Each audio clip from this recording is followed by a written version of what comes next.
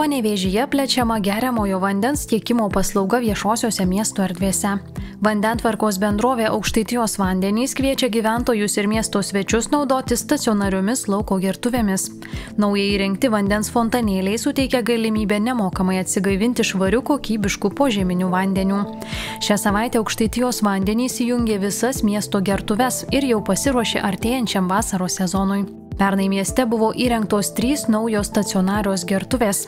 Šiuolaikiškos vandens išteklius tausojančios gertuvės įrengtos lengvai pasiekiamose vietose – Nepriklausomybės aikštėje šalia katedros ir prie Šventų Apaštalų Petro ir Povilo bažnyčios.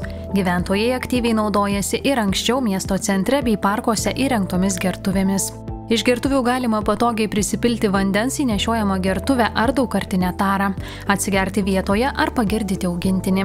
Šios gertuvės skatina tvaresnį gyvenimo būdą, padeda atsisakyti vienkartinių plastikinių butelių ir rinktis atsigaivinimą švarių vandenių iš daugkartinių indų. Aukštaitijos vandenys tiekia kokybišką, nuolat laboratorijose tikrinamą geriamąjį vandenį tiesiai iš giluminių gręžinių. Švarus ir saugus Panevėžio vanduo atitinka aukščiausius kokybės standartus.